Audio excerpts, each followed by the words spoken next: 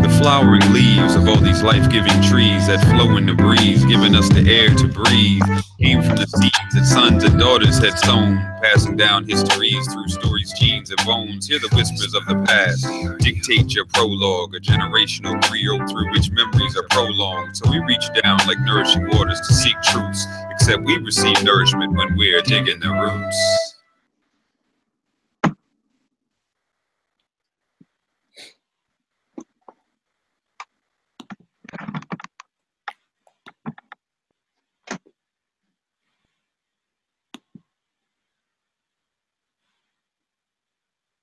Good evening, everybody.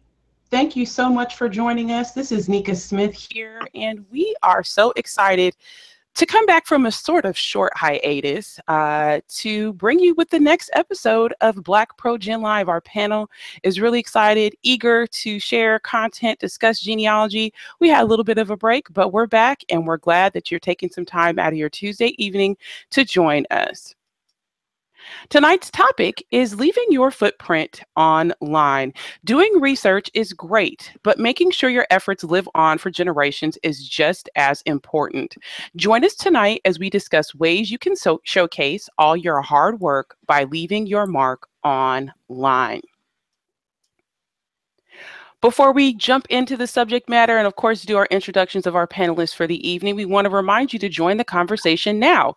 Participate in the live chat on YouTube to the top right of the screen if you're watching on your computer, and at the bottom of the YouTube app on your mobile device. You can also weigh in on Twitter by tweeting us at BlackProGen or using the hashtag BlackProGen. Following up with the reminders, make sure you don't miss another show. Set reminders. Have you ever been like, oh man, I can't believe I missed that episode. I need to set reminders. Well, here's your reminder to set a reminder. All you need to do is head to my YouTube page and click set reminder under the episode you're interested in, or simply subscribe to the channel and you'll get a reminder each and every time we go live.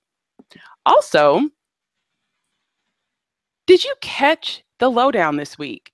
If you didn't, you missed some interesting content, such as our friend Vicky discussing the woman in the red polka dot dress, which was an interesting post about an ancestor who came to her in her dreams, and she was trying to figure out who in the world is this lady. We also had a post by panelist Tasia Cox. She talked about World War II draft cards in reference to her family members. And we also talked about slavery in Puerto Rico, care of Ellen Fernandez Sacco. So if you missed this and other things that are on the lowdown, be sure to subscribe. You can do so by checking the description of the recording of this and any BlackProGen Live episode for the link to subscribe to our collective feed of podcasts, blog posts, you name it, that come from BlackProGen Live. And hello, I have nice bright Beyonce lighting tonight. We're going to get right on in and talk to our panelists. Let's go ahead and start with... Let's see, I don't have any syntax for tonight. Linda, you can go first. Good evening, everyone. I'm Linda Sims. I am from St. Louis, Missouri, and welcome. I'm glad to be here. Absolutely awesome. All right, Teresa. You're muted, sweetheart. Teresa Vega, I'm here in NYC representing Radiant Roots, Boricua branches. All right, moving forward, we'll go ahead and introduce Ellen. Hey, it's Ellen Fernandez Sacco, live from Tampa. I made it through Irma, and I'm hoping that everything will go well in the Caribbean right now. It's such a mess, it's really scary. Absolutely, not just the Caribbean, but Mexico City had a horrible earthquake. 7.1, over 100 plus people, almost 200 people deceased. I actually have a sorority sister. Me and Bernice have a sorority sister. She just got married there 2 days ago. Oh no! And I was on Instagram like, where is she? Is she okay? And she's fine. So definitely keep that area and as well as the Caribbean in your prayers this evening. All right, moving forward, Red Headband, Angela Walton Raji. Hello, everyone. Maryland, and we're waiting to see if Maria's going to come up the coast. We might get some tailwind, somebody said, from, I don't know, is it Irma or Jose or somebody blowing the sea, but we're okay here. All right, moving forward, Shelly Murphy. Hello from Virginia, Family Tree Girl, familytreegirl.com. Welcome, everyone. All right, and going to Renata. Hi, everybody. Renata here from Newport News, Virginia. Blog is Into the Light, www.justthinking130.blogspot.com. Glad to be here. I'm also on alert for any repercussions from the different storms and praying for the people of Mexico and Puerto Rico and just everywhere right now. We're just having a time. As my grandmother would say, it's a time in the land.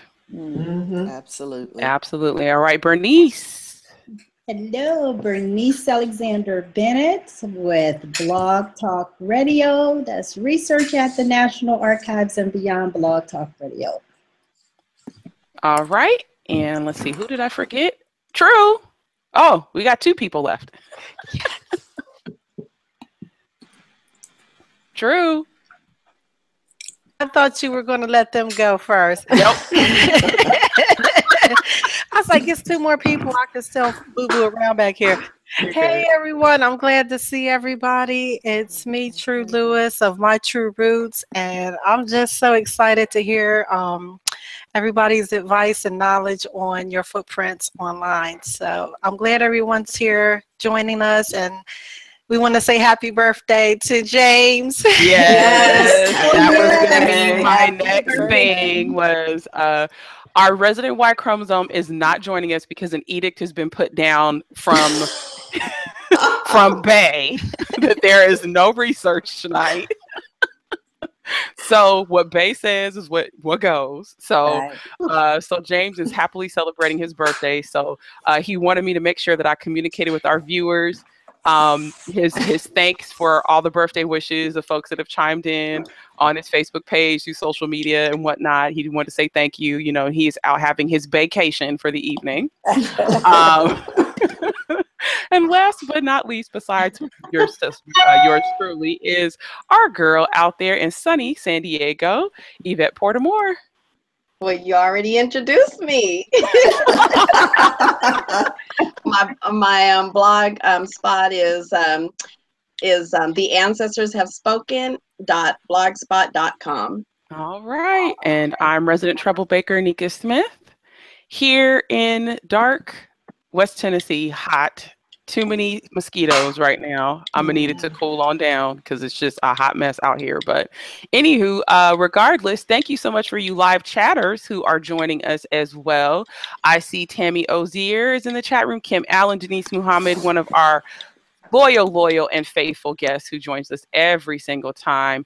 We also have Erlyn Sterling and a few of our normal panelists such as Tasia and let's see who else is there. Linda, of course, she's here, but she's also in the chat room. So if you have any questions, feedback, comments, whatever it is, be sure to let us know. We want to hear from you. We love the feedback live. So let's go ahead and jump into our subject matter for the evening, leaving your footprint online. So the first question I have for the panelists this evening is, when did you first realize you had something worth sharing when it came to your genealogy research? That's a great question. You guys all paused. Should I answer? you guys all paused. That was great because everybody was like, it's a great question. It is. That was buying some time. I guess I'll respond. I don't know if I really knew that. I actually started this journey helping my mother because she had something to share or to find out. And so I think as I got into helping her, and of course the technology coming, I knew it was something special from there. So I think one of the things that really kind of encouraged me to go online with some of my genealogy was when I connected with relatives I never knew in South Carolina, Mm. and also the slave owner descendant. And I wrote a story about that. And then I wrote something called When Reality Hit Me, that my ancestors were enslaved. I thought that was kind of my introduction to what was more to come about me and my genealogy research and what I wanted to leave online for others to read about. I was Teresa? going to add that I started my blog when I met my third cousin Andrea, and we started doing research together. She's based in Southern California, and because I'm, I have colonial roots here in the tri-state area. I started doing research and finding all this information about my mother's side of the family that were free blacks as early as 1800, and I kept finding all this information, from newspaper articles. At the Historical Society, and I was like, wow, I never knew this. So that's how I started. And then from there, I branched out to all different parts of my family. Anyone else? When did you first realize you had something worth sharing? Because here's the thing, the key word is worth sharing. I think a lot of folks that start genealogy research, they feel, everybody's got this information. You know what I mean? Yeah. And I think a lot of times because folks don't necessarily have the eye to be able to identify and extract when things are unique, or they aren't able to sort of, tell the stories or extract the data in a way that makes it come alive for people. They don't really feel that what they found or what they've been looking for over time is worth sharing. So, what the reason why I asked that question is there had to be something that prompted you to start that blog or to start that website or to start that podcast. What was it? I'll jump in a little bit with that Okay. because I found something that hadn't been talked about ever before in the genealogy community when I discovered my ancestors who had been enslaved among the 5 civilized tribes. I grew up in Fort Smith, right on the Oklahoma border. Half of the people in the whole town are either from Cherokee Nation or Choctaw Nation because the city borders both. And I always knew my great-grandmother was Choctaw. Her brother came to visit her once when I was real small, and they sat out there having a conversation in their native tongue in Choctaw. And so it was something, that I said, oh, well, since I was moving to this area near Washington, I'd go to the archives to see what's there to find. What I did not expect to find was slavery in Indian Territory. And I realized it wasn't just something anecdotal for one family. It was something that affected thousands of families because I found all those records and no one ever had spoken about it. And I realized I had to get up my nerve to do it. I was a little bit afraid, but I realized that I had found something that no one had ever discussed before. Well, where was your fear though? Because you're an excellent writer. So I'm like, what were you smoking this thing? The fear was stepping into an arena that I had not been a part of in terms of a circle of experienced presenters on genealogy on that topic. If we're talking about speaking about, admission to, graduate programs at the University of Maryland, I could talk all day. But here I was now starting to talk about something historically that had never been discussed in large circles. And even those of us who descended from those who were slaves in the 5 tribes, we never heard that word. And here were 14,000 files that I stumbled upon representing freedmen, freed women, freed children. And I realized I had to. And again, my question was, am I going to be accepted since I'm daring to step out and join that arena of presenters and writers on that topic? And, I had to get up my nose, but I did. So that's the rest of the cycle. I'm glad you did. I'm glad you did. Renata, what were you going to add? You could tell. Huh? Yeah. Yes, oops, wait a minute. I think I just took. What did I just do? Can y'all still hear me? We can still hear you. Yes, see you. Oh, okay. It was, sorry. For me, it was my blog, though. It was, I had to be convinced, and I was with a group of other researchers who also had to be convinced at that time to start a blog. Everybody was kind of, starting to join genial bloggers with Thomas. And once I got going, I was okay. But I've always been a good writer, but I've never been a person to want to talk about myself or talk about what I'm doing. So that was for me. And Angela, I don't know if she remembers, but the day I met her in person for the first time, we were at the National Archives, and she hadn't started her blog yet. And we had a conversation sitting out in I think it was like a courtyard or something, having lunch about starting blogs. I had just started mine, and she hadn't started hers yet. So I think, even if you're a good writer, it's just sometimes hard to have that confidence to want to put yourself out there and put your work out there like that if you haven't done it before. For me, it's, I would say putting myself out there, finding more records, becoming available online. And then in terms of writing, blogging about 5 years ago with the introduction of that from coming out of Maggie. So still perfecting that part. Yeah, I don't remember when I started my blog, but it might have been in between 2010 and 2012. And what made me want to do that is because I was writing anyway. And then I realized that, as I was blogging, I was running into other people that were blogging, and and then other individuals were finding me online that ended up being family members, and people were reaching out to me. So that kind of fueled the fire for me to continue blogging. And I've taken some time off, but I'm getting ready to get back out there again. Good. I was going to say that's one of the things. If we implore any message to you tonight, it's the fact that you don't necessarily have to have this formula. Some folks may feel like they blog, like you follow them and they blog all the time. And you're like, gosh, how can I keep up? For me, we'll have that conversation later, but I would just say I'm not one of those writers. I've talked to Bernice about this, Angela about this, with the 5,000 challenge. Nika is not about that life. I write when I feel the unction to write. Right.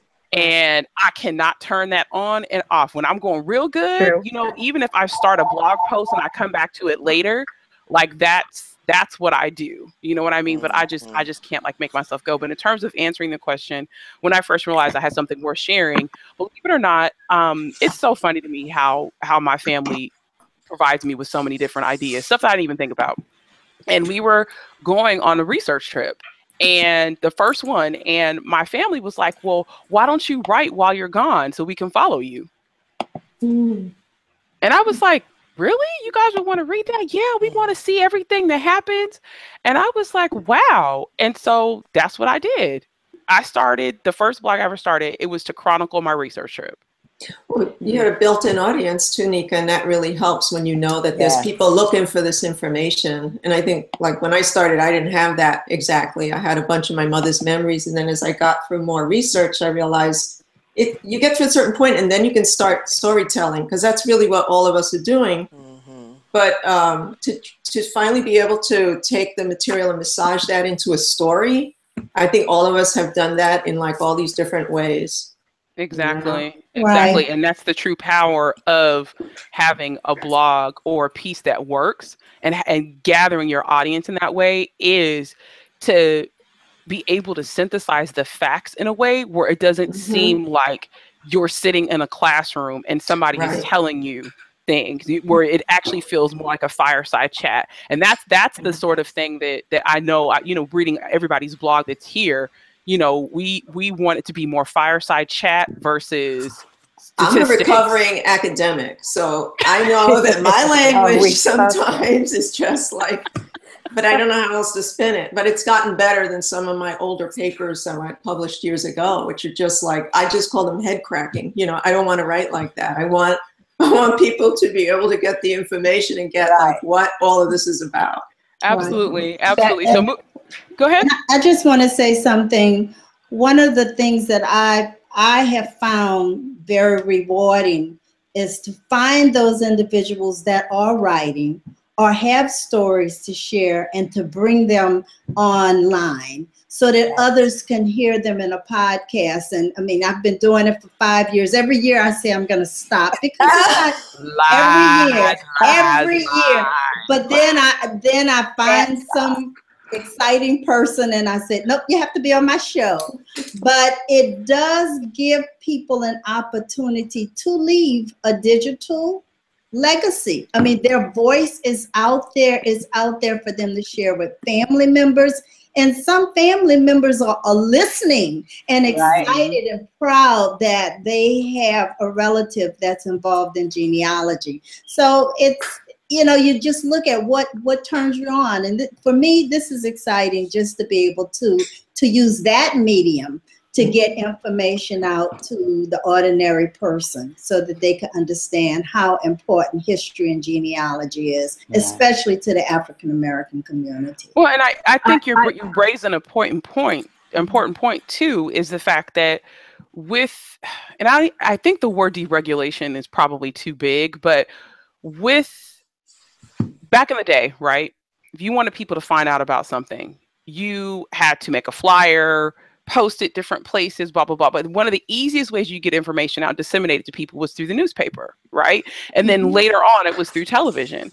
And so the online environment has made it so that the average person has the ability to have a voice and get it out to a lot of people at one time, versus having to rely on a corporation or instrument run by other people to get the message out. And so and so at this, you know, so that's one of the reasons why we're in such a very powerful time. And of course, you know, especially with everything that's going on politically, we see how having the ability to orchestrate your own message or push out whatever your own message is, whether or not it's positive or it's negative, the fact that it doesn't have to be vetted by this overarching thing. You see what I'm saying? So it's both a blessing and a curse. What were you going to say, Trace, before I moved on to the second question? Well, I was going to say what you just said is very important. I think we, at least in my blog, I try to cultivate my voice. And I think it's very important that we each are promoting what we have to say in our own way. My blogs are pretty much consistent. I'm like you, Nika, I write when I feel like I'm telling the story as best I can. And for me, I don't blog as often as other people, but you all know I blog, and I blog well. But it's because I feel a need to situate my family history within the larger socioeconomic political context. And so that you're able to make, you're able to tell the story more completely. And if I can sort of take my family history and bring it to the present, I'm going to do that. And that's something that I think we all should be doing, is cultivating our voice and telling our stories and telling them well in the best way that we can.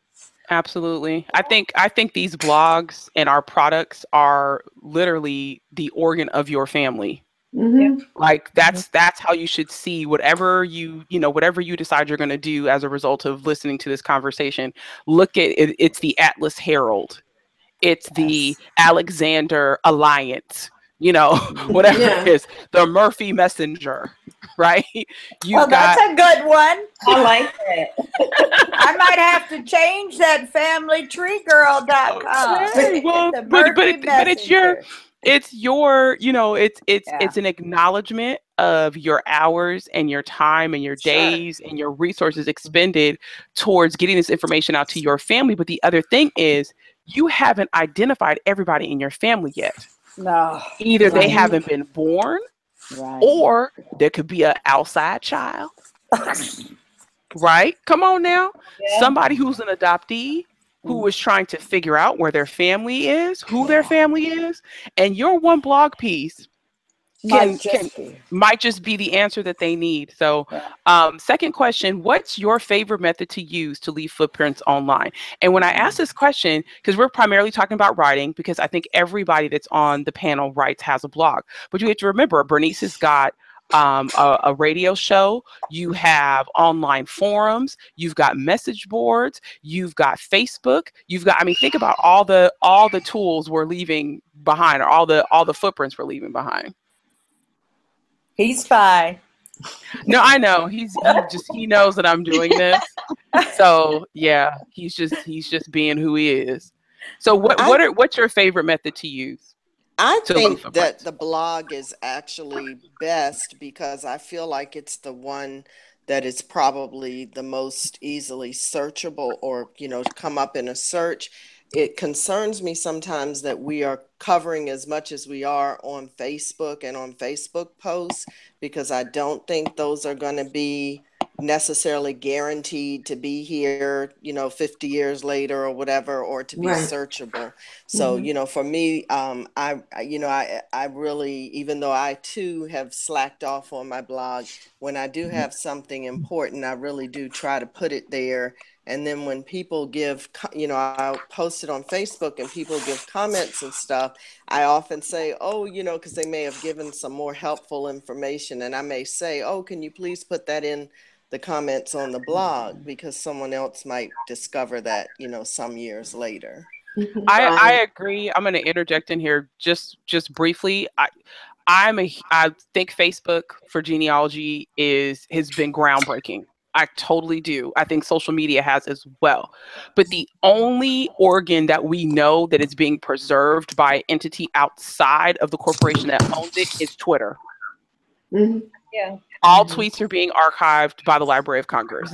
Right. That's happening. Okay. But Facebook, we have no contingency plan. So if Mark Zuckerberg, and I mean, let me just go ahead and put this out there, because the FBI is involved at this point, and the CIA, and then, certain Russian oligarchs invested when they went public. Right. I'm just going to put that out there. If you don't know what I'm talking about, Google. Go back to 2009. If you're not following me on Facebook, I laid that out last week. But I'm bringing that up because we don't control when Facebook is taken down. Right. So all of that good data, all that information, unless you're taking screenshots, printing it off, whatever it is that you have, unless you've got some sort of a contingency plan, it is gone the minute that website is gone. You're absolutely right. I just found another branch to my family, and I've uploaded so much in that group page that you bring up a very good point that I need to figure out what my next platform should be for that information to be able to share it. I think you can also, there's another thing, it's double-sided, right? For me, when I'm working out my process for, discovering information, I will, especially in a family group, I will take snippets of the information that I'm finding and I will post that so that I have a trail. It's almost microblogging. So then that way I need to, I can put it all together later. It helps me organize my thoughts. So what are you all's favorite methods to use for, sharing or leaving your footprints online?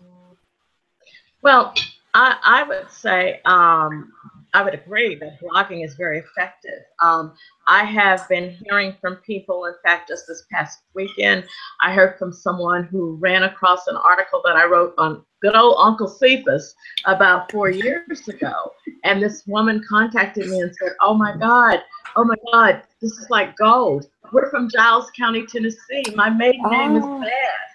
And her daughter saw the article, sent it to her. She was reading it at work and sent it to me. I wrote that article years ago.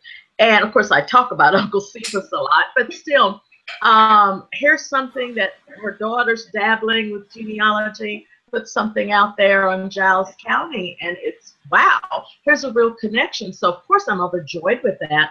And I hear from people quite frequently on my African Native American blog. I've heard from some people who have indicating that they're related to people that I'm writing about, because I'm writing about people, about some of the families from there. But there is another aspect of, I guess, the online world. I don't know how long it's going to last, but on AfroGenius we have message boards, and you can search our message boards back to 1997, and back to 1997 with those, I don't know how long they're going to last in terms of, I guess, their archivable, if that's the word. But right now, certainly, that's 10 years worth of genealogy messages on multiple message boards. So, that's very important. And of course, also, let's not forget what's happening right now. We're on YouTube, and hopefully YouTube is going to have a long life because these should be archived as well. But things change so quickly. Who knows?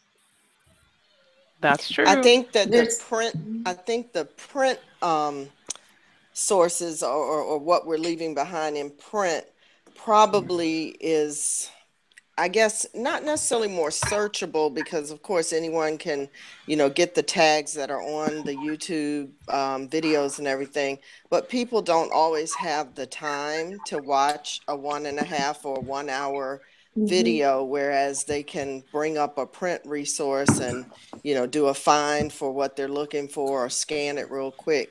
So that's why I think the print ones are a little bit more valuable. And I wanted to piggyback on what Angela said about the message boards, because I was using those also in the early days, and still now in my searches, sometimes I'm taken back to a message board or a query that someone had early on. So those are really good resources to leave behind also. I would also add, I know for my blog posts, I definitely go out of my way to list references, whether they're newspaper articles, books, journal articles, so that if someone's reading my blog and they have questions, they can go back and look at the sources that I used. I think it's very important that when we're writing, Nika knows me, I like receipts. She likes receipts. So if people are going to challenge me, I want to show them where I got the information. And I think it's very important that we do that people know that we are genealogists, we're family historians, and we research. And we know how to do it, and we do it well. And the way that we can get that information across is educate people. Here are the sources. And I think that's very important for us to do. But I'm also going to add, Nika, on my blog post, I think it's, for me anyways, I want to teach people. So you'll see, I have all your blogs. I have a whole list of African-American, Latino, Caribbean bloggers. If I find you out there, I'm going to add you so that people know that there are people like us who are doing things, not only in this country, but in the Caribbean, Africa, whatever. And that our goal across the board is to educate people on how to do genealogy. And that's what we're doing. Yeah, Nika, I want to add one thing, and it's probably something we use every day, maybe 20, 30, if not more times a day, that we're all looking at it, and that's email when we're talking about online. I think that's a whole nother source. I actually was researching my email last night looking for, I remember somebody had contacted me about one of my family or something. I pulled up a 2009 email, and there was the information I was looking for. But again, it's a searchable tool, even though it's going to be private to you, but it's also somewhere that you're preserving some of that information at.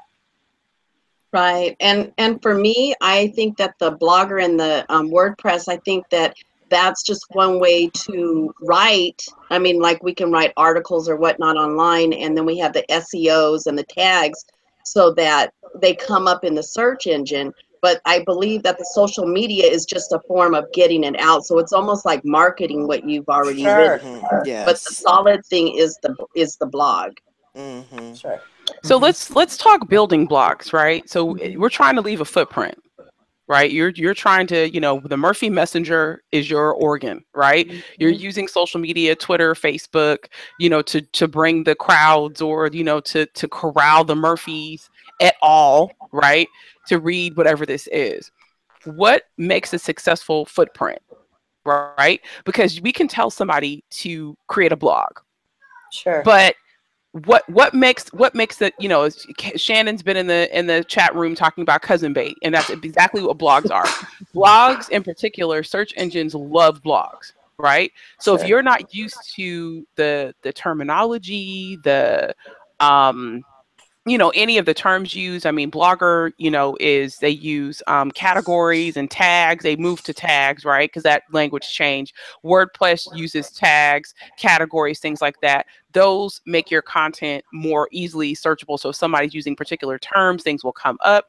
In addition to using tags, making sure you're highlighting the areas that you want if somebody is trying to search for information on that particular topic. What other things do you think people need to put in their blog posts? Like, for instance, if you have an unknown family member, or perhaps maybe you don't know where someone went, what would you include in that blog post? What would you include in that podcast? What would you include in that message board message to make sure that if somebody was looking for the same individual, that they would know that you were out there looking for them as well? Well, to follow up on that, I did a blog about the Bible coming home. And what I put in there, number one, was some photos.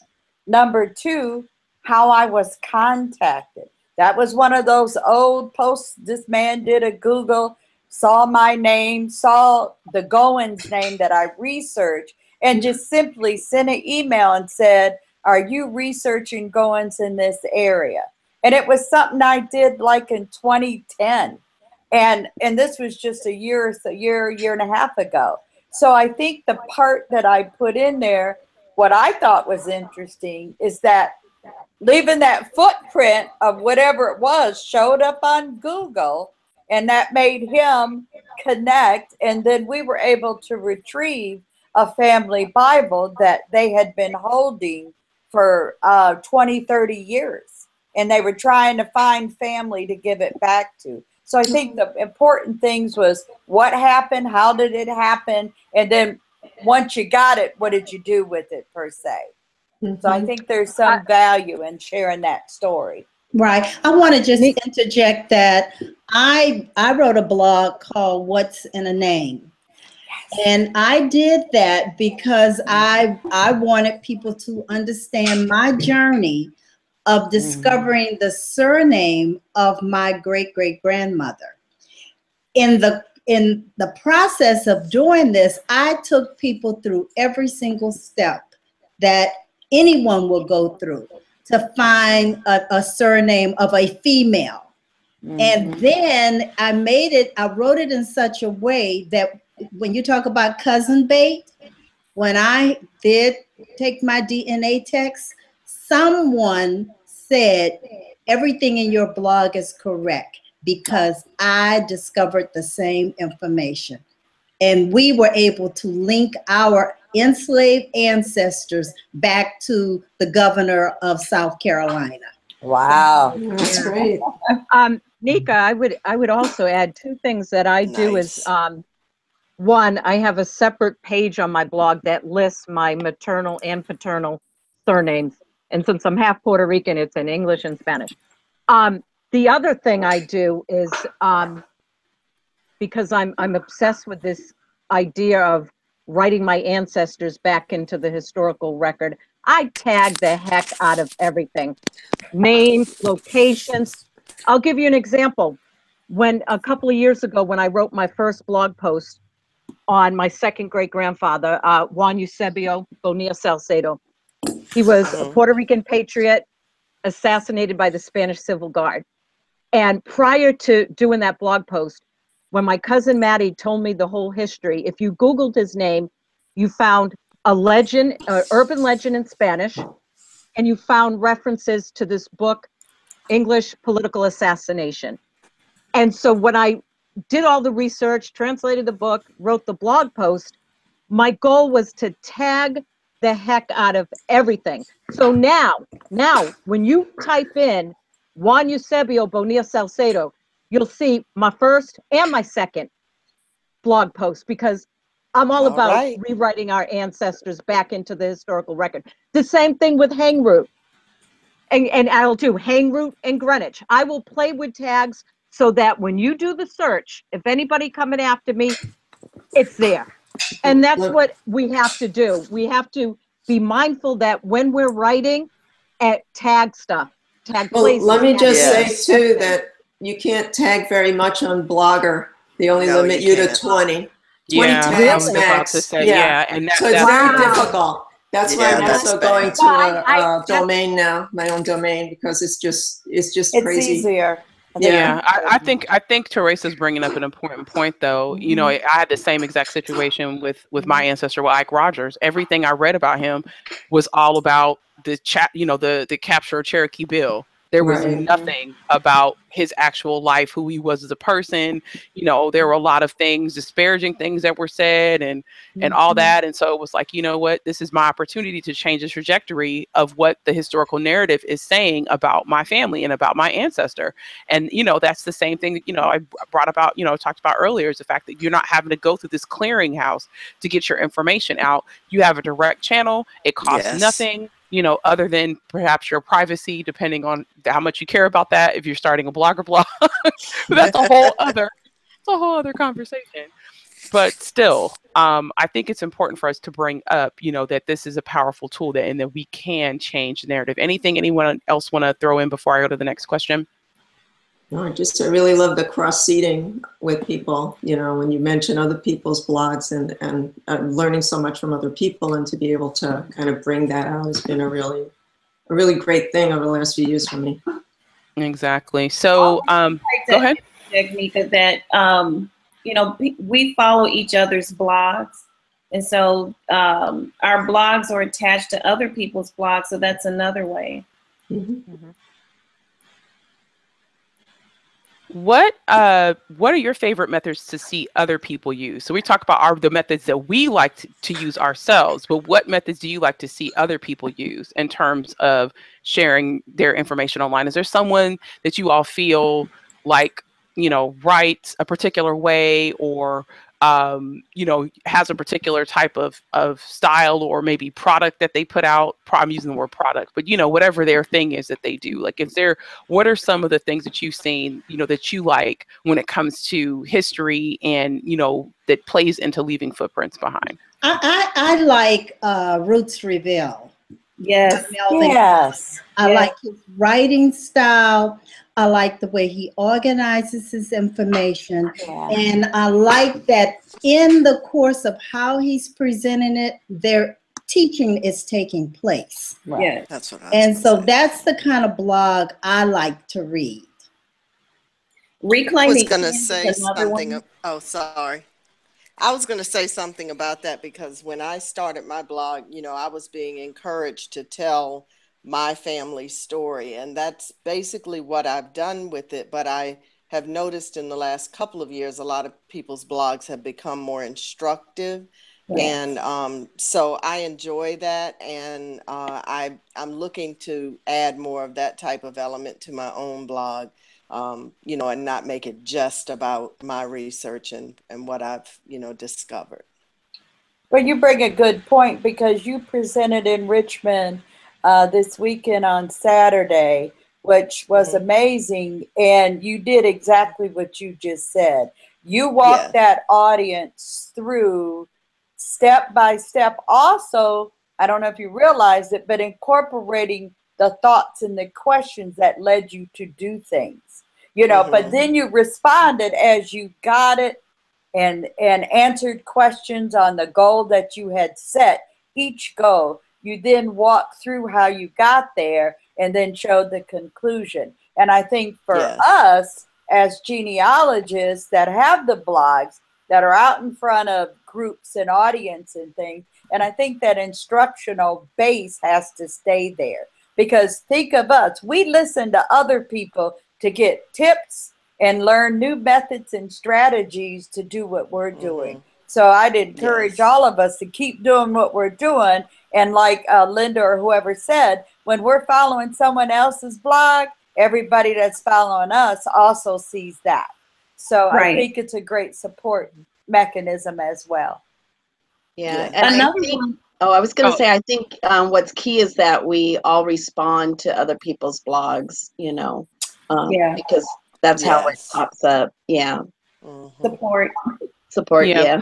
Linda, what were you gonna add? I was just going to say, Reclaiming Ken is another one. Absolutely.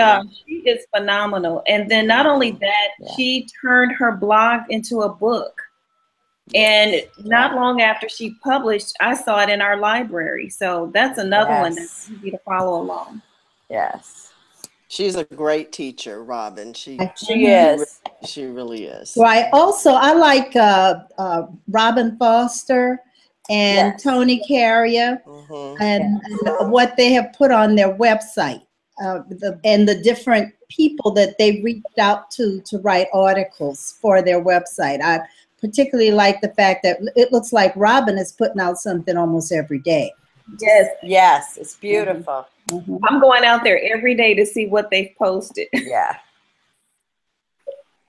And I think the topic is also something that grabs, you know, that people to look at, you know, what are they sharing? It could relate to a current event, or it could relate, you know, I could throw Charlottesville in here. Well, then you think about, well, what about the riot and so, you know, or something like that that came up that you can relate and shed light on, that somebody in the family, but also just to be able to tell that story. And Lynn, that some of this history is repeating itself, and we're telling that story, and we've got the witnesses, and we have the evidence to take that and tell that story. So I was going to add to Linda, set the notifications on the IM website. Oh yeah. You can do that in your browser. It will notify you when they post something new.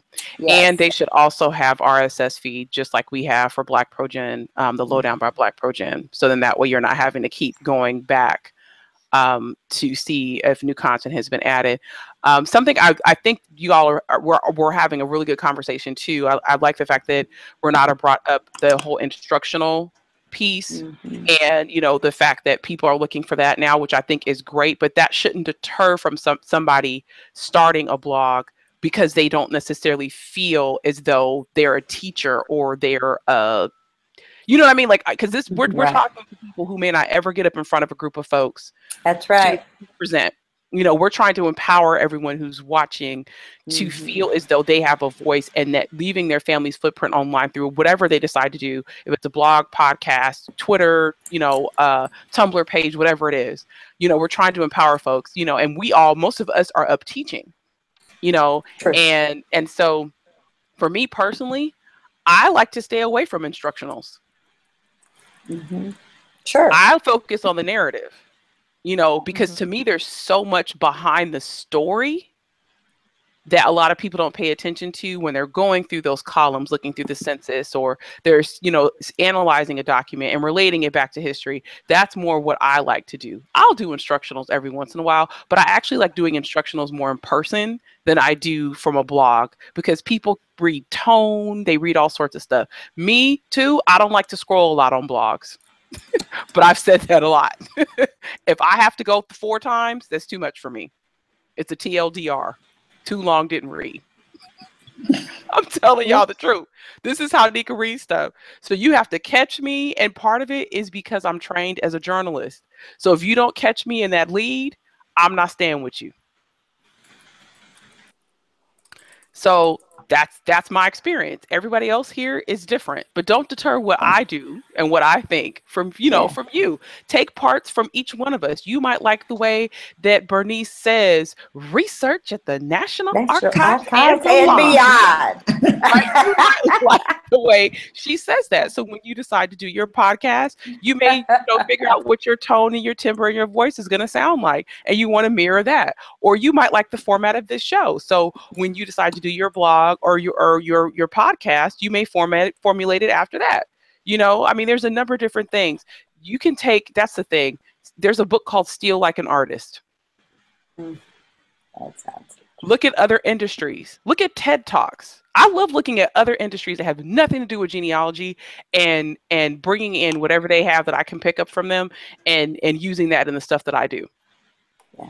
So, you know, that's something to consider as well. Any other final comments before we get to Ask Mariah? You can always run it by somebody. It's an opportunity to share before you put it out there as well. So that helps. And if you're afraid of getting your first blog posts out there, have somebody read it and ask them if it makes sense, if it has the flow, and if you're okay with it, you know, or what they think is missing even. So I was going to say that I think blogging it's a good way to find your voice. yeah, So it is. And I really don't want folks to get discouraged about doing podcasts or anything with audio. Like, honestly, like, I really don't think people should feel discouraged from that, because, you know, there's so much power in it. I mean, there really, really is, because a lot of people are writing now, but not a lot of people are actually doing audio. Right. And going into the whole process behind that. In fact, I had someone recently asked why BlackProGen Live was not a podcast, and how could we make it a podcast? And I was like, ooh, I didn't think about that. But I've even had people to say they don't like the way they sound. And that's one of the reasons they don't want to do a podcast of have But their then voice you out. probably But don't you're like the way you but write the sound, either. the sound you hear is the sound that's in your head. Exactly. Which is not the sound that I'm hearing. No. I was going to say one thing that I noticed with Yvette. Not only is she a good writer and a blogger, but she has her blog attached to her Twitter. So she's got a constant feed, and that's another way of keeping yourself out there. Mm-hmm. Yeah. I agree. There's an easy way to set that up as well. If you have a blog and you've got a Google account, set up a feed burner. That's the way that I do it. Set up a feed burner account and connect, get the RSS feed link for your blog, put it in feed burner, and then connect it to your Twitter account, and it'll do it for you so that you don't have to constantly recraft your messages. Something else as well, if you're running WordPress for your blog, there's a plugin called Yoast Seo. I highly suggest that you download that. The reason why is, especially when we're talking about Facebook and Twitter, imagery is very important. That's something that also speaks to your audience, and that could be the difference between someone reading your post and not. And so with that particular plugin, it gives you the ability to hard code in which image you want to display when someone shares the link of your blog post on Facebook versus it picking up every single image that you have that might be on your blog. What's it called again, Nika? Yoast, Yoast, Yoast SEO, and it's free. And maybe we probably need a whole separate show like on just blogging. We probably do. Yeah, that would be a great idea. Good idea. Because some people love WordPress, some people hate it, so being able to hear the benefits. What'd you say? I love WordPress. I do too. I hate going back to Blogger because the Atlas blog is on Blogger, and I'm like, It's just so simple for me to use because I'm technology challenged. So WordPress has been good for me. Yeah, I can transfer. I like using both. I like using both because I can take one of the blogger posts I could take blog posts and then add it as a tab and on my WordPress as a page. So I kind of flip back and forth with it. I would suggest for all beginners, start on Blogger. That's what most people do. But the thing is, you got to commit to it, because if you start on WordPress, then you have the free thing, but you're limited in what you could do. The other piece is, if you have a custom install, which is what a lot of people have, you have to maintain that hosting and that domain every single year. Whereas if you have a Blogger blog, you're in the free and in the clear, but you're limited functionality wise. So we probably need to do a blog show, I would imagine. But any other last final thoughts that anyone like to share on the topic at hand? What are you imploring to the folks about leaving footprints online? We talked about, those old school, message board posts, which I think people really still should use those, honestly. I think, you know, and I love Afrogenius because stuff pops up all the time. And I'm like, yes, I get excited when it's on Afrogenius. When it's like those 70-year-old messages, I get really excited about that. We talked about 70. blogs. We talked about podcasts, you know, regardless of whatever means people decide to use. And we also mentioned not corralling everything to social media, because if the site goes down, all of your stuff goes down. Right. What parting words do you have to somebody who's sitting here listening to this and they feel like they need to get started, but they just need that extra little push? Well, you've got a story to tell. I mean, you definitely have a story to tell. It's just a question of laying it out and deciding how to deliver it. Just do it. Yeah. I say just start writing. Start writing. Get you a buddy and share the information with them. You know, somebody you can, you know, take some good constructive feedback with or something. You know, get a coach or something. You know. Well, your local genealogical society may even offer blogging classes. I took one at the California Genealogical Society years ago, and that's how I started with one of my my Fernandez family blog. So. Absolutely. You bring up great points. Just to touch on some comments from our viewers here in the live chat room. Denise Muhammad, when my maternal grandmother passed away, she was like a walking book, always telling the stories of the ancestors. I knew that I had to continue sharing those stories. Great, great, great feedback. Karen Royal chimes in, when I found out I was a grandmother, my granddaughter lives in Oregon and I live in New Orleans. So she's using this as a way for her to share her family history with her granddaughter. Great, great start. Tasia chimes in, I had an upcoming family reunion and I thought it would be cool to start blogging about my research. That's also great feedback. Great, great, great stuff. All right. So before we move on any further, I'm going to figure out who's got feedback. Somebody's watching television. Oh, you're quiet. I'm going to figure out who it is. It sounds like somebody has YouTube up and also has the Hangout up. Yeah, I'm not exactly sure who that is. So everybody's getting muted. Let's see. Oh, I think it's Angela. It is. It is Angela.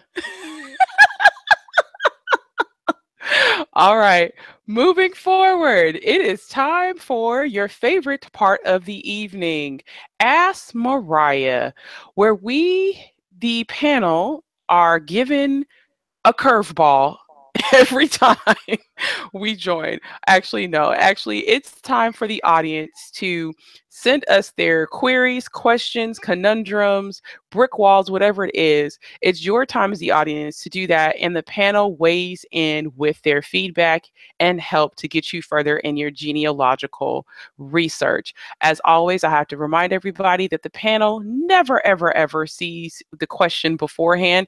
I have to do that. I have to hold it close to my heart because they will jump in with both feet into the water, fully clothed, and will work the mess out of whatever the Ask Mariah case is before we get on air. So just a reminder, as always, they never see this before we actually share it online. And I also want to remind the panel as well, let me read through the question and the information twice before you ask where to get information from, who they mama, what they said, what the DNA test had. Before you start asking questions, let me go ahead and read through it twice. All right. Drum roll. Tonight's Ask Mariah is from Shirley Parrish. She's unable to find Lucille Johnson Bailey and her husband, John Bailey's obituary or death certificate. She's also unable to find the obituary or death certificate for Lucille's brothers, George and William Johnson. Just to read the question again, or the conundrum tonight from Shirley Parrish, she is unable to find Lucille Johnson Bailey and her husband, John Bailey's obituary or death certificate. She's also unable to find obituary or death certificates for Lucille's brothers, George and William Johnson. So we are in here are trying to find confirmation of death, the date, of course, and the location for Lucille Johnson Bailey, her husband, John Bailey, also Lucille's brothers, George and William Johnson. Now, in terms of what she knows, here's the first slide.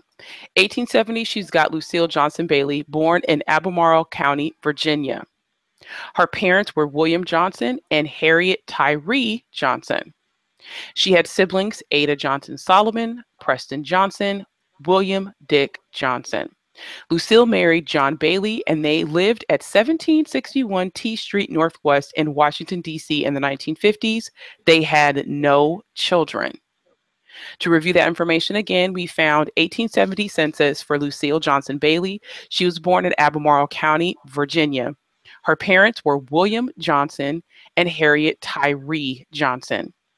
She had the following siblings: Ada Johnson Solomon, Preston Johnson, William Dick Johnson. She also, Lucille, married John Bailey, and they lived at 1761 T Street Northwest, Washington, D.C. in the 50s. Lucille and her husband, John Bailey, had no children. Next slide in terms of what she knows.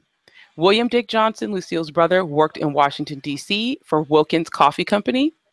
She has taken a DNA test, and she has found the family on the 1900 census. So the brother of Lucille, William Dick Johnson, worked in D.C. for Wilkins Coffee Company. She has taken a DNA test, and she's found the family on the 1900 census. All right. That's what we have so far. We're looking for death records. And it looks like, based on the information that she provided, that these folks, this is not a situation where, you know, folks were, you know, alive or died, you know, during that time period where there wasn't strict adherence to death records, because she said they lived into the 50s. So we can rule that out as a potential reason why, you know, a death record would not have been generated. Right. Well, my first question to her is, has she looked at any newspapers to determine if a notice was placed in the newspaper of their death, especially since she's talking about into the 1950s? Mm-hmm. And in Washington, D.C. Exactly. I think that's a great first question. We can't make an assumption that she did. I think she may not know where to look for newspapers, because, you know, it's, speaking as somebody who doesn't research DC primarily, if you're, you know, researching Podunk, Louisiana, or Mississippi, there may not have been a newspaper, or maybe there wasn't one that existed, you know what I mean, that still exists from around that time period. DC's a whole other, you know, horse of a different color. Yes. So, you know, do you start with the Washington Post? Do you not? You know, at this point, if we're talking people of color, you're looking for Black newspapers, potentially even looking maybe Baltimore. Potentially, yes. Baltimore, Afro-American, historically Black newspaper, which was also national. Death records, you know, that's, I mean, we're talking the 50s. So you have to look at what DC's policy is with releasing information, public information. I don't know that offhand. Does anybody know? No, I don't know. I was thinking that maybe she should look in adjoining counties, because sometimes, or look at where the major hospitals might be, because sometimes you die near DC, but you don't die in DC. So you die in Virginia or Maryland. Right, exactly. So, but it still may be placed in the DC newspaper, right? Because it's the Northern Virginia, DC area, right? I'd like to give her a list that she come up with the places where you would see a death date place, like the newspaper. It could be on somebody else's death record or birth record or something. And did anybody do the military or anything like that, and start backtracking, just like she's researching to find him. You know, in other words, you got the end conclusion of the death is there, and start looking for him just like he's brand new. Just go back to those basics and cover those. And I think that could come up in a simple Google. Right. Yeah, also, since she mentioned, I think there were some siblings in there. Agree. Yes. I would also search for death certificates of the siblings that may Yes. mention the parents. And I would say first go to Family Search. You know, that's one place you might want to put in the two parents and see what pops up as far as names. She's has looked for death records for the two brothers of Lucille and she hasn't turned up an obituary or death record for either one of them. Interesting. Does she have social security numbers? I was about to say that. Yeah, I'll see you catching what I'm throwing. Because that Social Security Applications Index. Yeah. Yes. Baby. Right. That's Baby. right. Yeah. But that's the thing. Sometimes though, they don't include the parents' names, but you might have a fighting chance at trying to find something. So I would definitely suggest that U.S. Social Security Applications and Claims Index on Ancestry. I think that's a great one. Bernice, you bring up a great point in the chat. Yes. Well, my question is about the churches. And has she looked at is there a church home? Or has she heard of a church home for her family? That might be a place for her to go. Or to write to them. They may have obituaries. Yeah, and I mean the cemetery. Yes. People forget that's the death record. The funeral home. Well, yeah. The funeral home. And find out African American who was burying the African American folks in the 50s in that neighborhood. She's got an address. Bernice also brought up about military. And the thing of it is, you can find a death record or death information in a military record, because if somebody filed any type of claim or anything, it will come up. So, and I think that's another clue, because it's after the 50s. World War II just ended in 45. That's right, because you have headstone applications also. Yes, absolutely. If they had any military involvement. Yeah. Ellen Anything posted in the chat there, Nika. Is there anything else you guys can think of? Let's see. Work the address. That address. The address is good. Yeah, that's a great suggestion. That's another one she can try. What is it? Genealogy Bank. How about Find a Grave or Billions of Graves or whatever that other site is? What is it? Yeah, Find a Grave, Billion Graves. It's Billion Graves. Okay. Has anybody had success on that? On Find a Grave or Billion Graves? Billion. I haven't had success with Billion Graves. I haven't had any on Genealogy Bank. I haven't either. Oh, I've had a lot of success. I have Genealogy Bank too. Yes, ma'am. Yes, that's $70. definitely. That was worth my money. It's worth it. I have found all kinds of stuff. But it's regional. I was about to say, if you got, that's what I'm thinking. Yeah, it must be a regional thing, because I could go up the East Coast and South, South as in Virginia, Mississippi, but I'm not finding anything else. Well, yeah, for Louisiana research, it's like no question on Really? Genealogy Bank. Oh no, the Times Picayune, it's the whole paper till like days. Girl, look, anytime I found Peter Clark in 1909, what you said? See, I canceled my subscription because I wasn't finding anything. Well, I would say in terms of obituaries, you could. I mean, I have subscriptions to both newspapers and Genealogy Bank, and for different reasons. Because one site works better for one side than the other one, and vice versa. Sure.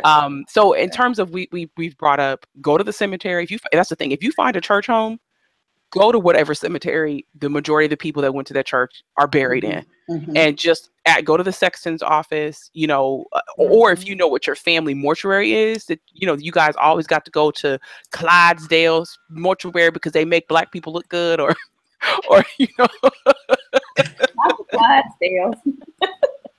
just saying. Couldn't think of a name. Blackdale. My grandfather was a funeral director, so if you were in Brockton, Mass, you went to Green Funeral Home on Green Street. Exactly. Yeah. So you know. But look for the funeral directors in that neighborhood off of that address. Yes, I would try that as well. And then we talked about looking in a different county, not just thinking it's DC proper. Yes. So that includes Maryland and Virginia as well, looking for the death records there. We talked about national Black newspapers or the Black newspapers that were in that particular location, and I will also include just the DMV area too, because what if it was an accident with how they died? So that may have had coverage. We also, people are bringing up some great points in the chat room. Linda talked about city directories. That's a great method of verifying when somebody dies, is when they fall off the city directories. Or when you see the husband and the wife, may say, John, and then in parentheses, Lord, I was about to call her Harriet. I forgot her name, Lucille. And then the next year, it says Lucille, widow John. So that's another way of doing that. Shelley brings up Fulton History, which is a great website. I love that. Paper website that also is good as well. Anything else we can think of that can help her? Did they owe anybody any money? What you said? Well, did they owe anybody any money? Follow that money. Probate. Who got the house? Right. Another one is quit claim deeds. If a spouse dies, go and look and see when they had that person's name taken off. Well, for that matter, look for probate records. We're talking the 1950s. You're in a whole new day than the 19th century. So it's a whole new day. Deed records. We're talking, deed/conveyances, probate records. What happened to 1761? Whatever. The other thing I would suggest too is do a reverse deed search. Start from the current owner and then go back to them. Maybe even tax records at the local municipality. Find out who was paying the property taxes or who took over the property taxes. That would be another avenue. I mean, the world is really your oyster with this because it's so current. Are you sure it's a house and not an apartment building? Well, I didn't check the address. All right. Nika don't know. Yeah. Because, I mean, if it's an apartment, then definitely check, telephone directories, but that's kind of like early. Like my grandfather didn't get into it until 1970. So, but still there's directories to keep cross-referencing. Also, go back to the directory and look at what kind of occupation they had. Because that may direct you to the ability to have a big funeral and a big church, or maybe you didn't. That's right. It's going to tell you something based upon what they are doing. Well, and if we're talking occupation, if they were in a unionized job, go to the union. If they pay due, if this person maybe was like a longshoreman or something else, they've got to have access to records. And then, of course, in James' stead, since we're not here, search Masonic records. Masonic, they had to document in the minutes for the next year who died in terms of who's going to fall off the roll for dues. So that would be yet another. Boy, we're rolling. We got actually we have a whole show scheduled potentially for 2018, all about death. There you go. Yeah. Also, look for the social and pleasure clubs in the area. Those clubs that had like a little benevolent fund. See whether they were a part of that. Anything beyond the Masonics. Anything happening in the 1950s in D.C. What current history was going on? Who was president? What was going on up in there? Around that neighborhood that might have been impacted. Nika, did you see Angela's question? Angela's question. Sure. She said she wants the information about where they lived, and it was 1761 T Street Northwest. So they're in the Northwest quadrant. Okay. I was about to say that also, I mean, I'm not familiar with DC, but I know in Chicago, if I heard somebody was living on the west side or living on the south side during a certain time period, you kind of have an idea as to what maybe when they got there, just it gives you additional details. Is DC like that as well, you all? You know what? I have some family that lived on that street, and I think it is a Black community. What street is it again? He as in Tom. Oh, yeah. Mm-hmm. Oh, okay, yes. Mm-hmm. But you want to think about back in the 50s too. It might be an office building up in there now, if it's not a residential area. Well, you just have some very old neighborhoods, but you know, keep in mind that there are historically Black universities in this area, and don't forget you could go to some of those universities that may have some collections, information that could give her additional information about the community, about the clubs, about people who have made a difference in the community, and try it out. I agree. It's up from DuPont Circle is where the neighborhood was. Not directly on the circle, but I'm just looking at Google Street View. That's northwest. I thought you said it was southwest. No, northwest. Oh, yeah. Okay. Yes. That's, yeah. Oh, yes. Yeah. So there could be a lot of stuff up around that area. Yeah. I suspect Farragut North and Street, stuff. you know, that block from U Street, the whole U Street corridor has a very rich African American history. Oh, and I very suspect that rich, someone could have been. James was here, he'd probably say, let me see if they were in the Corinthian Lodge, because it's right there. It's right there. That's right. Yeah, that's sort of the neighborhood where it is. And Metropolitan is right there, Metropolitan AME. There are a lot of churches, but that was a very big church in that area. Mm-hmm. And they're not far from Howard University. And close to Howard, walking distance. Walking distance to Howard University. If they died in the district, my guess might be that they probably died in, well, what was it, Freedman's Hospital? It's now Howard University Hospital. And that was the hospital that took Black patients. Well, if you were from Maryland, let's say Upper Marlboro, Maryland, and you're having a baby, you had to go to Washington, D.C. sometimes to have a baby, because many hospitals wouldn't take African Americans as patients. And of course, that was their neighborhood. Right. And so you had DC General. So DC General, and you had Howard University. Howard University. And so, and they were right there in sort of the action where a lot was going on in that area. So. The other thing I was going to ask too is, you know, sometimes we forget to actually order the actual death record. Yeah. I didn't see mentioned in her, you know, she said she's looked for, and I think people, and this is a teaching moment, right? Because a lot of us are old school, right? Collecting those primary source documents, whereas a lot of folks who are just beginning research are discovering these indexes online and not necessarily knowing that they should go and get the actual primary source death certificate, because a lot of times that's not cost effective.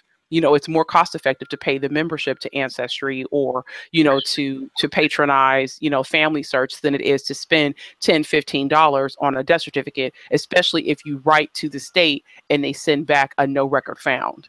So, you know, I don't want to make any assumptions that she knew to do that, but I think a lot of researchers do. It does bear repeating, you know, if you can't find it in an index, go directly to the county or the state vital records and vital statistics. And since this is more current, and, you know, I don't know if she didn't mention that she had done that or not.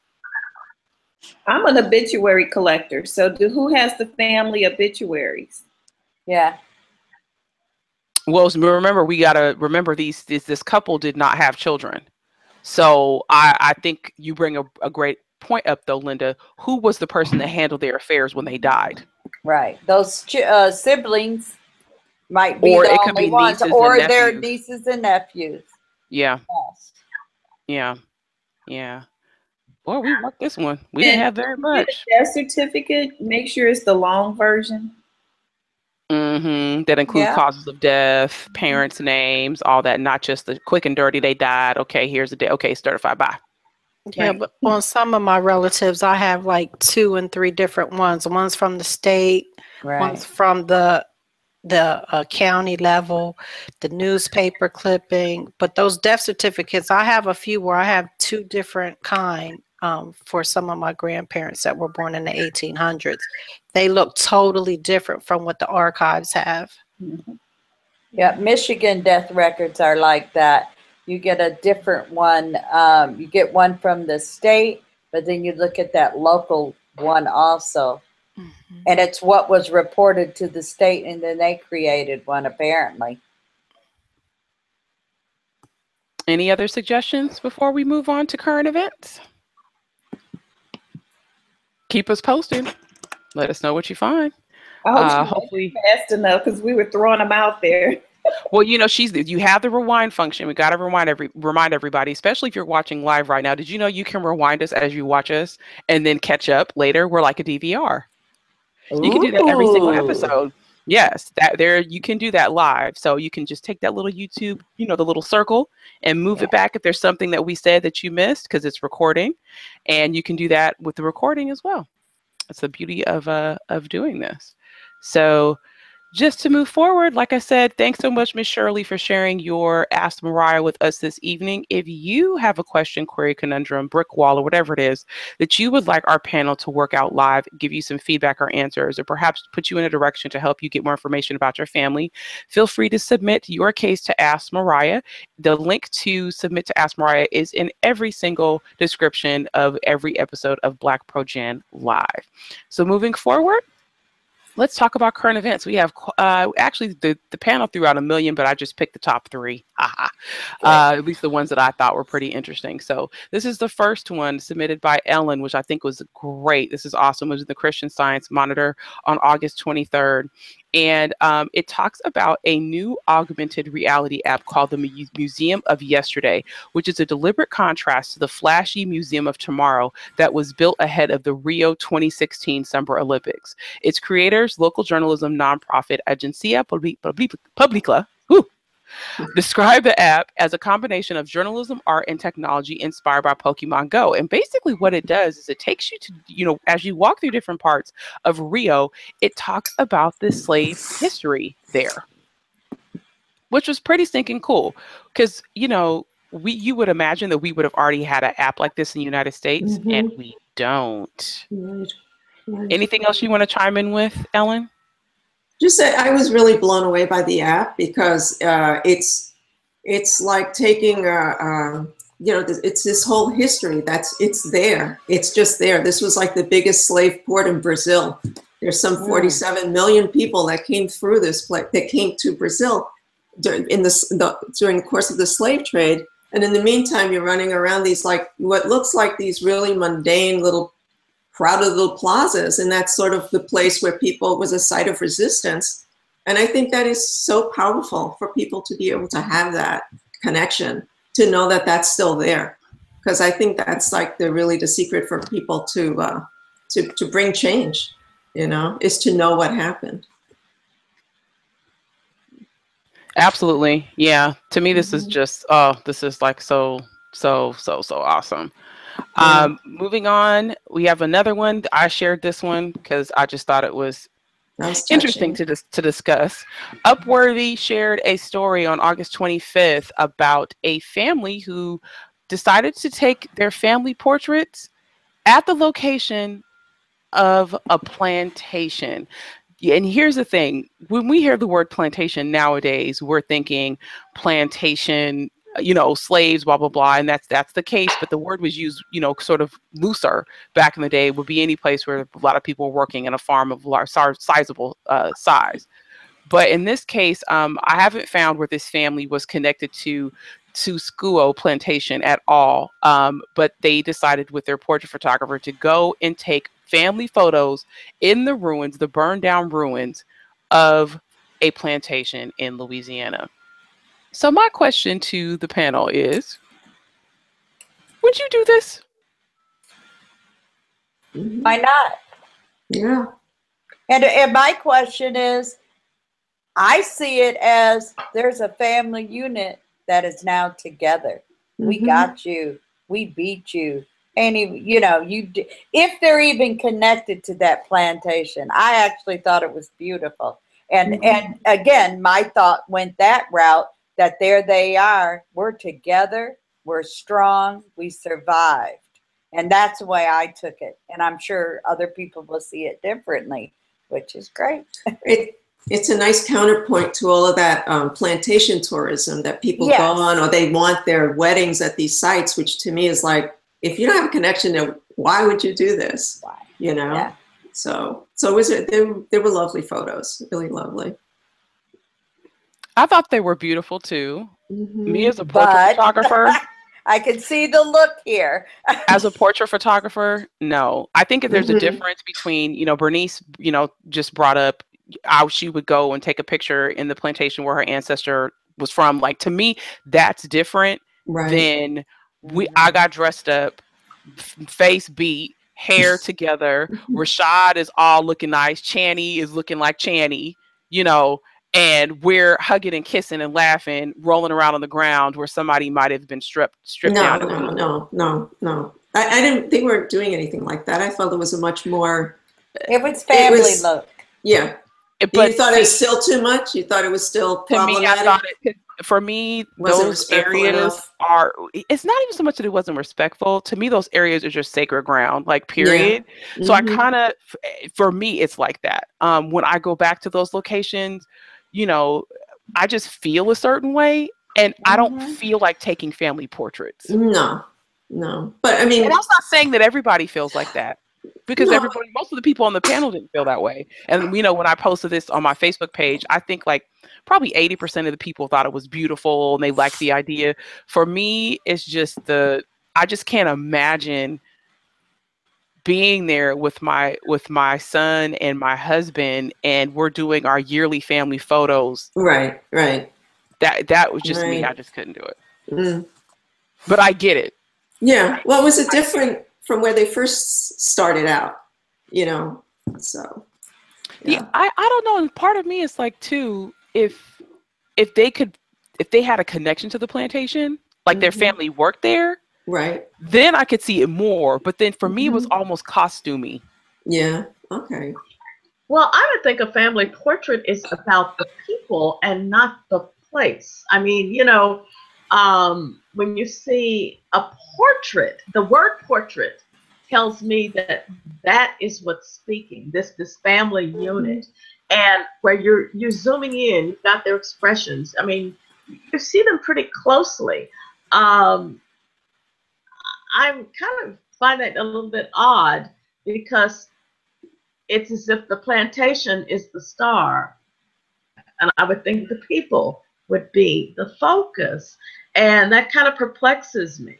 Now, taking a picture of the family while they're visiting it is one thing, but a portrait, well, how far back are you going to get so everyone can see that you're at this plantation? And what is the iconic, you know, item in the photograph so people know this is a plantation?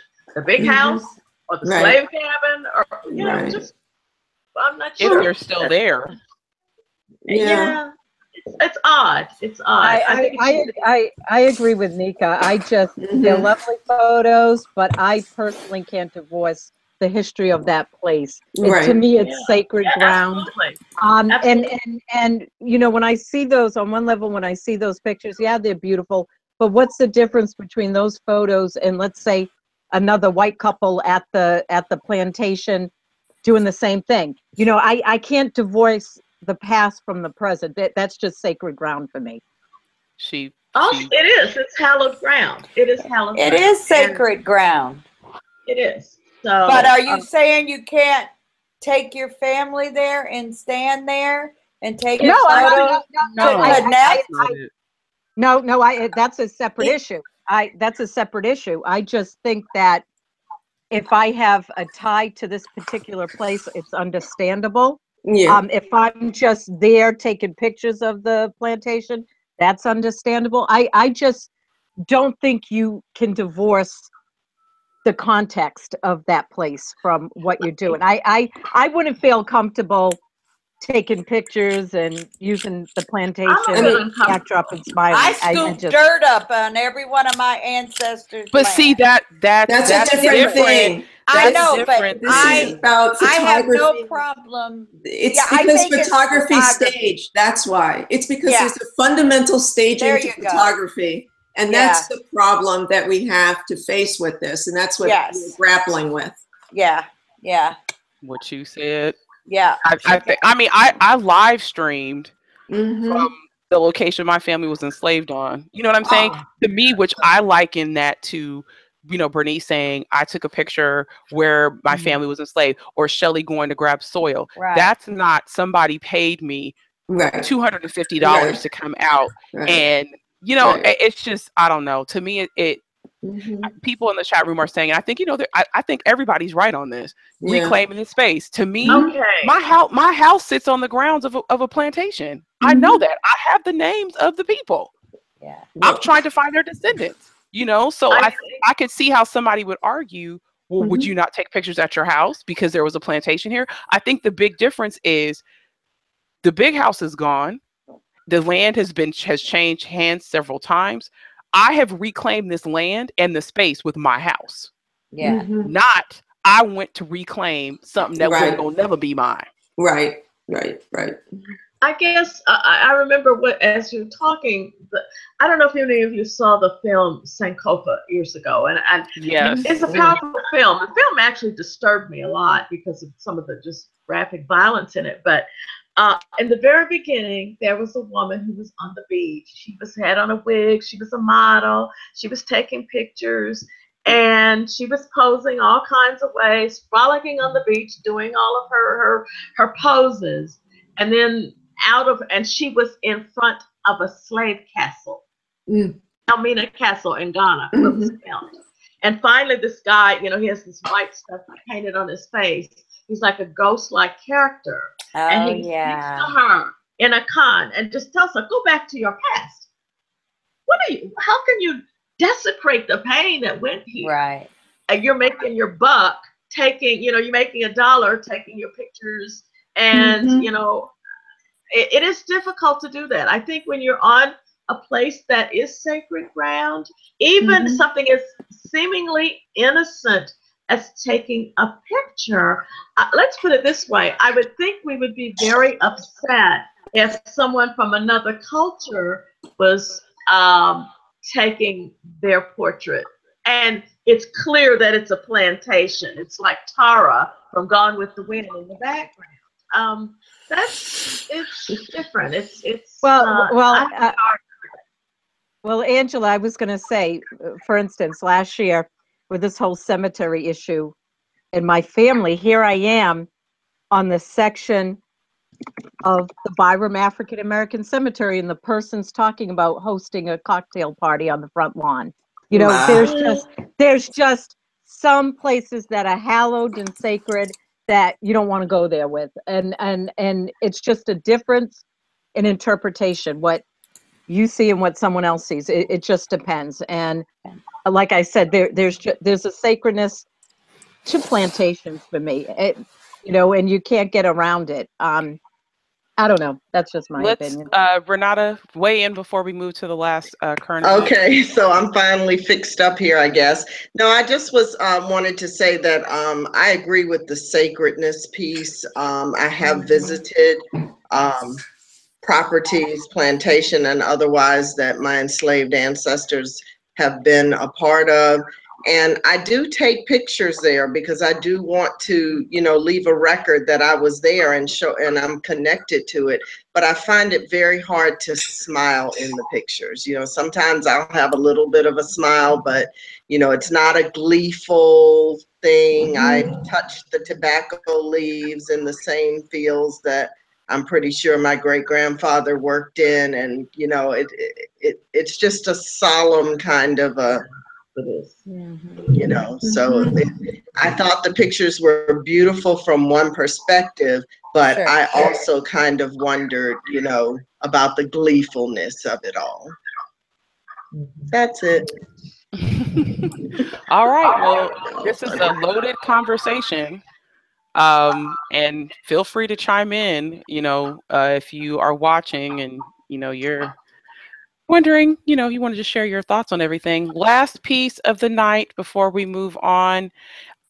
Baltimore Sun, talking about the fact that exactly 203 years after the Maryland attorney Francis Scott Key wrote the poem that became the national anthem, the city awoke to find the words racist anthem spray painted on the Utah Place monument and red paint splashed on it. And this was published about 6 days ago in the Baltimore Sun. So someone decided to take it within themselves to deface Francis Scott Key. No place is safe. There's a lot of red paint going around. Yeah, there's no place safe. There's a statue. They're all targeted, you know, for various reasons. And you know, we got a fence around Robert E. Lee right now so they can start arresting people for taking the shroud down. So that, you know, the video of, I think it was Dallas, they got somebody video Robert E. Lee going down the road. He was going down the road. If you haven't seen okay. it, no, I think I shared it. I think I shared it. Did you? Because the people were on the side like, I know. It was a little different take on that one going away rather than tumbling down. It was going down like it was in a parade. Okay, I didn't.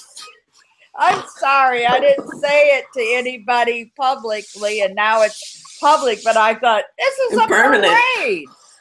I mean, oh gosh. No, but Shelly, that's the thing.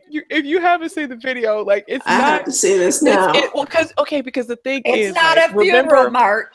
No, it's not. But it looks like one. Like it looks like when they took Biggie through New York or through Bed-Stuy after he died. It was. I thought, wait a minute, what?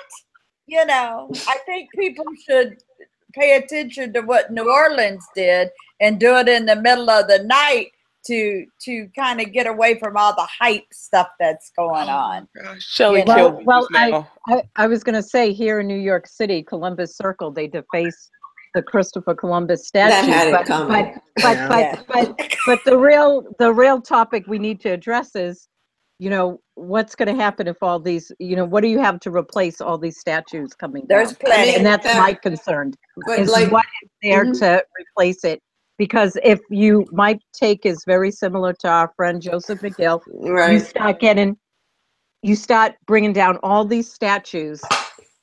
Isn't that another form of historical erasure if you don't have something else to take its place, or you don't have the other narrative to join what's there? We need to consider what is going to take, because we have to have history told truthfully.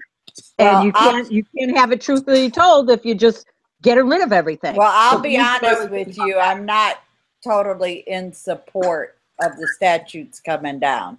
I might be the only one around, but the history erased is where I see that happening. Well, but wait a second. These monuments were put in specifically to erase the history of people of color. So then what are we going to do with them? I mean, I understand the whole thing about the slippery slope. The other part is like there's a certain amount of urgency now. Okay, these things been sitting there for 100 years. So then what's it going to take? It's like everybody's got to show up now to a city meeting and go like, this is the signage we want, or this is what we want. And I don't think people even have it right now. They're so tired and they're really fried from everything that it's a lot easier to go up there and throw some paint and like write racist anthem and go like, I'm done, you know? Yeah. I think to me, that's almost where like sort of the hilarity of it sort of went. That's one of the reasons why I giggled so hard with Shelly just now, is because, you know, we're so used to, you know, South Carolina, you know, everybody's pulling you know, as a group, or, you know, you see, you know, the blood and soil people parade around. I mean, it literally was like the Macy's parade. He was going like 20 miles an hour down the street. Like you have to see it, because it literally is like, I'm sorry, if I was like Saturday Night Live, I would make a skit out of this, because it just is so, it's so apropos. I will have you know that Karen Royal said that they did a second line after Robert E. Lee was taken down in Lee Circle. They did a second line out. That was in New Orleans though. So anywho, Well, yeah, I will share a current event that Charlottesville City Council voted on. There's no longer a Columbus Day. It's Indigenous People Day. That's great. So I LA think that's beautiful. And That's that just wonderful. happened Monday night. Yeah. awesome. Yay. Awesome. You know, and I would suggest to all of our viewers as well, you know, if you are really invested in Charlottesville and what happened to Heather Heyer, you should probably still be as interested in that, despite the fact that all the news cameras and stuff have left. You know, that community still has some healing and like things that need to be done as a result, and every community does. In fact, you know, the little town I live in, one of the churches here is the pastor is doing a 8-week sermon series on race. Wow. And I live in a Confederate stronghold. I'm not, you know, people have the Confederate flag flying here like, you know, it's nobody's business. So, you know, this topic is being discussed as it should be. Yes. As it should have been, you know, years ago, instead of being swept underneath the rug. You know, it's Right. almost like Dr. King died and everybody buried all their secrets in the casket with him. Yeah. So, anywho, all right. Well, let me move on. We've got to do our last announcements before the evening is over. So, you know, you were probably wondering what in the world happened to our Getting Started with Latin Research episode. And we just have to remark Irma that came and visited. Irma came and she derailed every bit of that plan. Poor Ellen was holed up, trying to make sure that she had power, stuff to eat, taking care of family, all sorts of stuff. So we said there is no way we could do the show without one of our content experts. So we rescheduled Getting Started with Latin Research for next Wednesday, September 27th. The connections between the African diaspora and Latin populations are undeniable and can provide a rich texture genealogy research project. Join us as we discuss how to get started, resources, and more. That's next Wednesday, September 27th, same bad time, same bad channel. Also reminding you, outside of that show, we really only have about 8 shows left for the rest of 2017. That's it. We've got 2 Finding Your Roots. We've also, you know, we've got People of Color Northeast that got rescheduled from July. We've got Freedmen of the 5 Civilized Tribe, which you already know that is going down, all the way down in November. Especially in light of recent events. We also have Writing for Genealogy. So don't forget to set your reminders on my YouTube channel so that you make sure you are in the know with regard to the upcoming BlackProGen live episodes.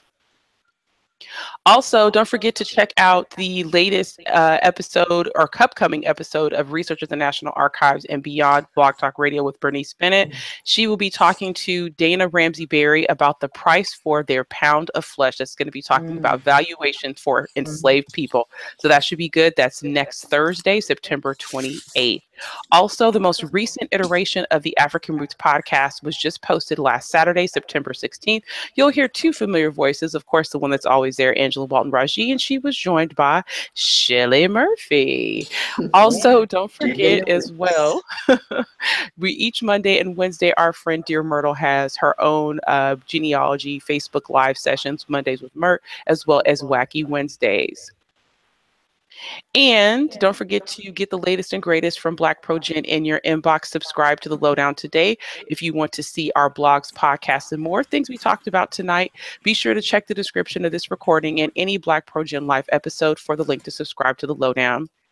And don't forget to join the conversation. Tweet us at BlackProGen. Maybe we said something you didn't like. Maybe you got mad at me because I said that the folks was posing up by the plantation they shouldn't have been.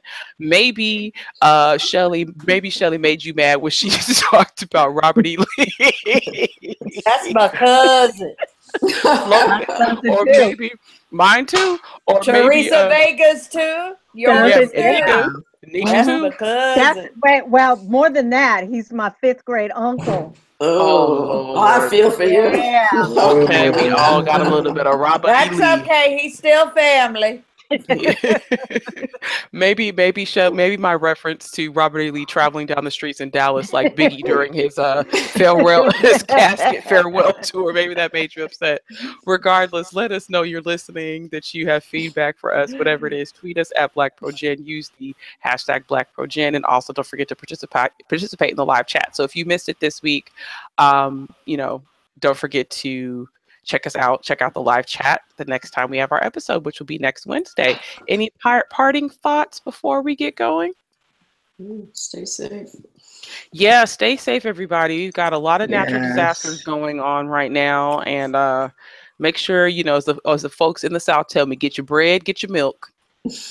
Yeah. Natural and human disasters going on all around. Girl, what you said. And Linda Bugs in St. Louis, how y'all doing out there? There's some other stuff happening there. Yes. Yeah, the protest over the Stockley verdict, but we also had an earthquake too today, 3.8. Right. Oh, I haven't heard that. So they're still protesting. Wow. And for those of you, while we're signing off, totally not genealogy related, check your credit reports. Yes. Got it? Equifax. Freeze them. Yeah. Freeze them. Don't do fraud alert. Freeze them. Yes, ma'am. All right. Well, get your Equifax on. Also, you make sure you check to make sure that everything is where it should be. I'm going to pull up an email just to read it briefly because I want to make sure I have the dates correct. And Renata pointed this out, and it was in my Yahoo. That's the reason why I didn't see it, Renata. But if you purchased if you purchased a 23andMe DNA kit between October 16th, 2007 and November 22nd, 2013, you can be a part of a class action lawsuit that was filed. There was no admission of guilt. They just decided to settle, and you can be entitled, it's $40 off the cost of a genetic testing kit, or receive $12.50 in cash. But you have to respond by December 6th. So be on the lookout in your email. I didn't see it. I had changed my 23andMe email account, the one that my account is under. But my original, it was set up on a different email address. So it went to that original email address.